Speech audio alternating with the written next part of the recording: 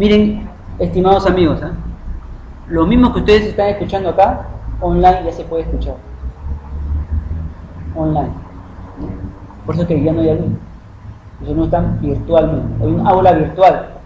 Ahora ya. Entonces miren ustedes amigos, ¿por qué? Porque se ha visto que la gran mayoría de los alumnos, el 95% de los que han estado en los diplomados que hemos tenido, el 95% son de provincia. No es más, casi todos. Y ellos hacen un gran sacrificio muchas veces de esfuerzo, tiempo y dinero. Entonces por eso es que hemos decidido hacerlo de esa manera online. ¿Ya? Y está teniendo la acogida virtualmente. ¿Ya? Virtualmente. Los diplomas de los primeros alumnos ya están a punto ya de entregarse a nombre de la Universidad Científica del Sur. Los que faltan son los de ustedes 4, 5, 6 alumnos que están aquí. ¿Sí? Con mucho gusto les estamos preparando esto, que es lo mismo que les estamos dando vía online. Entonces, miren ustedes acá. Esta es la cabeza de un bebito de aproximadamente 37 semanas. ¿Ya? Neurosoma, aparte de lo que es neurosoma. La cabeza del bebito a las 37 semanas. 5 cortes axiales. 1, 2, 3, 4, 5. 5 cortes axiales. 1, 2, 3, 4 y 5 cortes axiales. Esos 5 cortes axiales empezamos acá por el corte de 3 líneas. Corte de 3 líneas, que es el primer corte axial. Miren acá, una línea en medio, y hacia los lados están esas imágenes hiperrefringentes, que vendría a ser la profundización, del tejido o de los vasos hacia el interior de la corteza cerebral. Corte de 3 líneas. El segundo corte es el corte a nivel de los plexos coroideos, miren, plexos coroideos. Primero corte de 3 líneas, después corte plexo coroideo. Y por debajo es el corte a nivel de los tálamos, miren, corte a nivel de los tálamos. Por debajo de eso el corte a nivel del mesencéfalo y el último corte es a nivel de la base del cráneo, que no se nota mucho. Son 5 cortes axiales de la cabeza. 1, 2, 3, 4, 5. El corte más superficial, corte a nivel axial. El siguiente corte a nivel de los plexos coroideos. El siguiente corte a nivel de los tálamos. El siguiente corte a nivel del mesencéfalo. El siguiente corte a nivel de la base del cráneo. ¿Dónde yo debo de medir el diámetro biparietal para calcular mi edad gestacional? Yo lo debo de medir en el tercer corte, que es acá. En el tercer corte, a nivel de los tálamos. A nivel de los tálamos, tercer corte. A nivel de los tálamos, acá. Aquí es lo que yo debo de ver. Tálamos, como 2 aceitunas. Tálamos, como 2 aceitunas aquí. Que se correlaciona, miren acá, corte a nivel de 3 líneas. Corte a nivel 1, 1. Corte a nivel de los plexos coroideos, 2, 2. Corte a nivel del tálamo, que es la línea amarilla en medio, 3, 3. Corte a nivel del mesencéfalo, 4, 4. Y corte a nivel de la base del cráneo, 5. Corte a nivel de la base del cráneo, 5. O sea, 1, 2, 3, 4, 5 cortes. 1, 2, 3, 4, 5 cortes. Acá hay un video. Vamos a regresar acá. Está cargando ahí.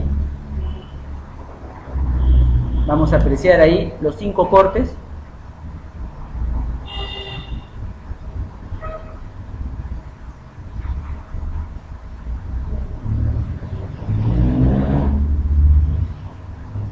Este de acá son los tálamos. Los tálamos, que es el tercer corte. Y por lo tanto, es lo que me sirve para poder medir mi diámetro biparietal. ¿Cómo yo mido mi diámetro biparietal? Desde el borde externo, miren, desde el borde externo, paso por los tálamos hasta el borde interno. Ese es mi diámetro biparietal. Y tengo que pasar los tálamos. Y los tálamos es el tercer plano axial. El tercer plano axial. Ahí yo de medir. Miren, acá está la base del cráneo, que es el polígono de Willis. Este polígono de Willis me divide, hemos hablado, ¿no es cierto? Este de acá, corte de 3 líneas. El que sigue es corte a nivel de los plexos coroideos. El tercero es corte a nivel de los tálamos. El que sigue es corte a nivel del mesencéfalo. Y el que está de rojo, corte a nivel de la base del cráneo, que vendría a ser este de acá. Y en la base del cráneo se divide la base del cráneo, anatomía de Laperriet, anatomía de Testit-Laperriet, Henry Gray, anatomía de Henry Gray. Miren ustedes, en fosa anterior, la base del cráneo, fosa media y fosa posterior. Fosa anterior, vamos a poner acá la A, fosa anterior, la B es la fosa media y la C es la fosa posterior. Fosa posterior, anterior, media y posterior. Y la arteria cerebral media discurre entre la fosa anterior y la fosa media por el peñasco. Vean ustedes acá esta joya de la ecografía, patologías. Este es un bebito que tiene, ¿qué cosa le encuentran? ¿Le encuentran algo raro a este bebito? No tiene calota cefálica, no hay calota cefálica. Este es un síndrome de acrania anencefalia. Miren ustedes acá, 23 días post fecundación, se cierra el neuroporo anterior, que es más o menos la quinta semana. ¿Ya? La quinta semana se cierra por fecha de última regla, quinta semana. Cuando hay vesícula vitelina, ya hemos hablado, hay embrión y hay saco gestacional, la quinta semana, que es el 23 días, que equivale al 23 días por fecundación. Se cierra el neuroporo anterior, pero hay un defecto en el cierre del neuroporo anterior, no se cierra bien, y por lo tanto no se forma la bóveda craneana. Miren ustedes acá, plano, con tejido cerebral. Tengo el video acá. Esta es una gestación de 23 semanas con ausencia de calota y ausencia de masa cerebral. Vamos a ver el video porque este sí amerita.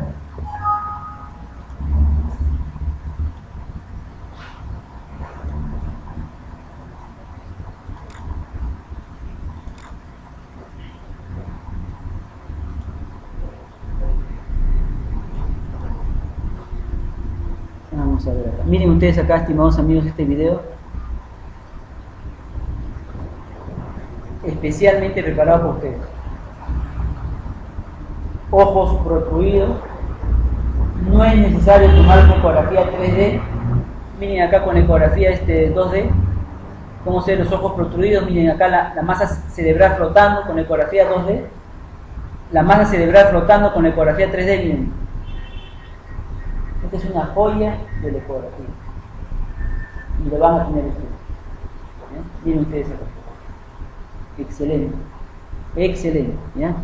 Anencefalia.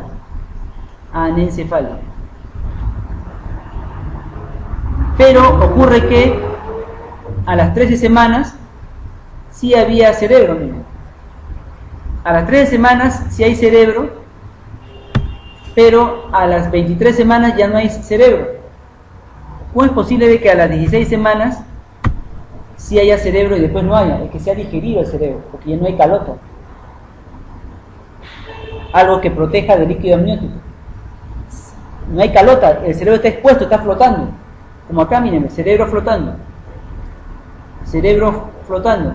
Cerebro flotando. No hay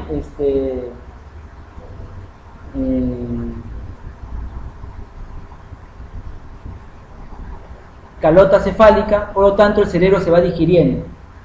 Se va digiriendo hasta quedar como tal. Sin cerebro, sin calota. Por eso primero es acránea, sin cráneo, primero es acránea, sin cráneo y después es anencefalo, sin encéfalo, sin encéfalo.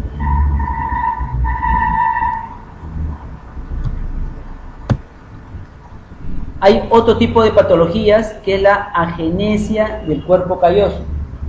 Miren acá, este de acá es el cuerpo calloso. El cuerpo calloso alrededor de las 14 semanas es pequeñito. El cuerpo calloso alrededor de las 14 semanas es pequeñito. Después este cuerpo calloso va creciendo, miren ustedes. Y a las 30 semanas el cuerpo calloso ya está completamente formado. A las 30 semanas el cuerpo calloso ya está completamente formado. A las 14 semanas se empieza a formar, miren ustedes acá, el cuerpo calloso. El cuerpo calloso es una comisura que comunica ambos lóbulos cerebrales. Es una comisura que comunica ambos lóbulos cerebrales. Por lo tanto, es el contacto o es el nexo entre las neuronas derechas e izquierdas para establecer cierta función. Y la agenesia de ese cuerpo calloso genera retardo mental, diferentes déficits motores, sensoriales, sensitivos. ¿Y cómo se ve por ecografía? Con una dilatación de los ventrículos. Miren ustedes acá el tálamo, dilatación de los ventrículos. El plexo coroideo cae así como una gota, miren, como una gota. Se llama plexo coroideo en lágrima. Caen como una lágrima. No hay cuerpo calloso, o sea, no hay esta estructura. Y eso es lo que produce la agenesia del cuerpo calloso. Agenesia del vérmix cerebeloso, cuando no hay vérmix cerebeloso. Este de acá es el cerebelo. Cerebelo. Pero no hay su vérmix. Y el vérmix cerebeloso es lo que une ambos cerebelos. Por lo tanto, esto es una agenesia de vérmix cerebeloso. No hay cerebelo, mírenlo. La cisterna magna, que está por detrás del cerebelo, ingresa hacia el interior del cerebelo y se comunica con el cuarto ventrículo. Porque no hay un vérmix cerebeloso. Por lo tanto, es una agenesia del vérmix cerebeloso. Agenesia del vérmix cerebeloso. Esto de acá da trastornos en la motricidad. Siempre por eso es bueno medir, estimados amigos, la cisterna magna. La cisterna magna se mide desde el borde interno del hueso occipital hasta el borde. Aquí debería de estar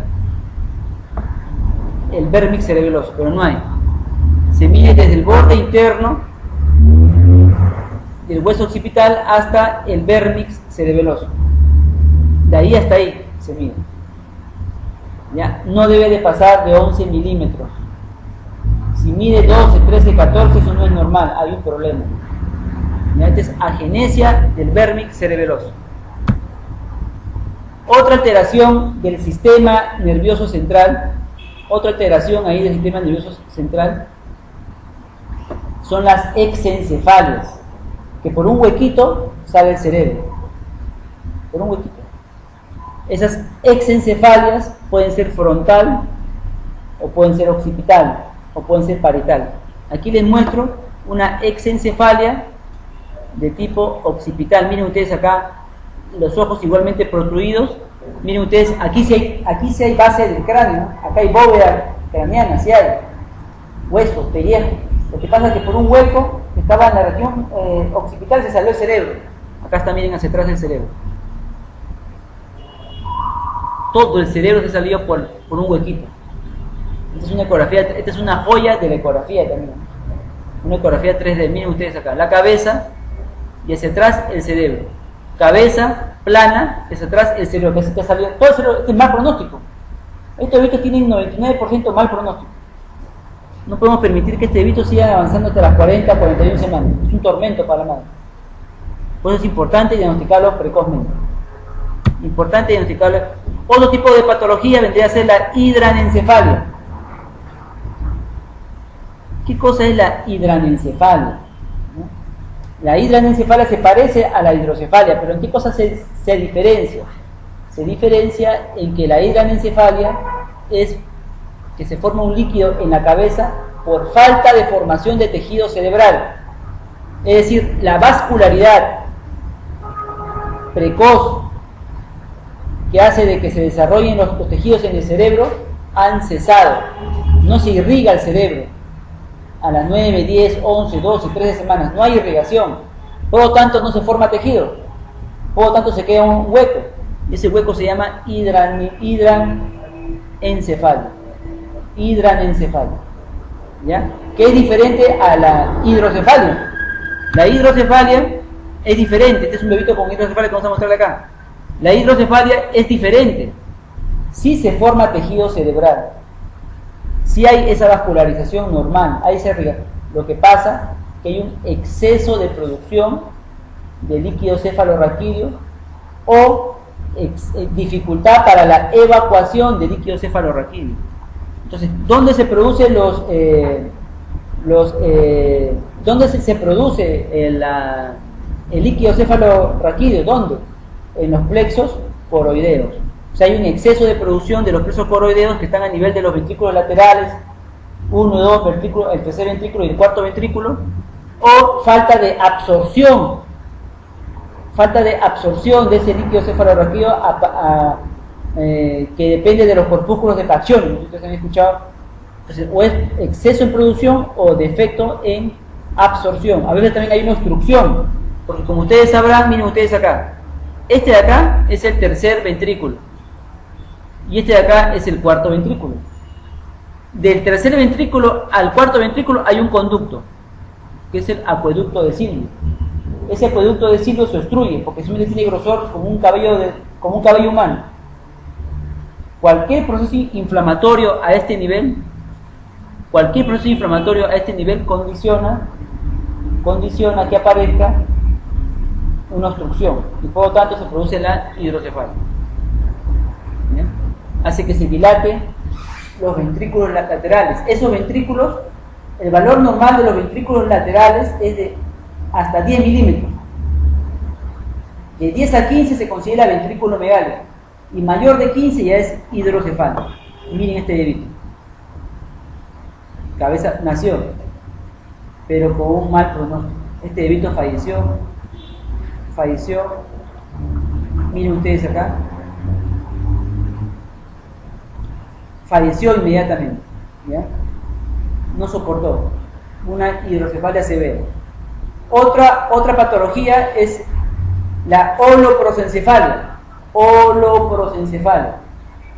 Ese es otro tipo de patología que tiene que ver con quistes en la cabeza. La holoprosencefalia es una malformación que se debe a un síndrome, que es el síndrome mayormente 18 o de Edwards, en la cual hay una anormal formación del sistema nervioso central. ¿Y cómo yo lo diferencio de una hidrocefalia?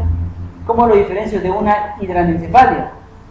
Se diferencia mayormente en el que la holoprosencefalia está asociado con microcefalia. Miren, apunten por favor. La holoprosencefalia está asociado con microcefalia. En cambio, la hidrocefalia o la hidranencefalia está asociado con macrocefalia, o sea, la cabeza es grande. Quiere decir que si ustedes, por ejemplo, en este caso, toman la biometría fetal, miren ustedes acá. Este es un bebito de 37 semanas. Miren, le tomo el diámetro biparietal, miren, y tiene líquido en la cabeza. Quiero saber qué cosa es. Tiene 37 semanas. Le tomo el diámetro biparietal y me sale para 30 semanas. Le tomo el perímetro cefálico, me sale para 30 semanas. Le tomo la barriga, me sale para 34. Le tomo el fémur, me sale para 35. La cabeza está pequeña. Microcefalia. Y sin embargo tiene líquido. ¿Será una hidrocefalia? No. ¿Será una hidranencefalia? No, es una holoprosencefalia. Ese es un guacho, estimados amigos. Si ustedes encuentran microcefalia con líquido dentro de la cabeza, digan que es una holoprosencefalia y es de muy mal pronóstico.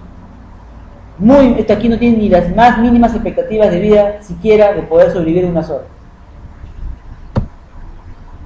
Otra patología que está asociada también es, como le dije antes, a la cisterna magna. que está dilatada la cisterna magna. ¿Cuánto es el valor normal de la cisterna magna? Hasta 10 milímetros, otros dicen 11 milímetros. Pero cuando ya mide la cisterna magna más de 11 milímetros, eso ya se llama mega cisterna magna.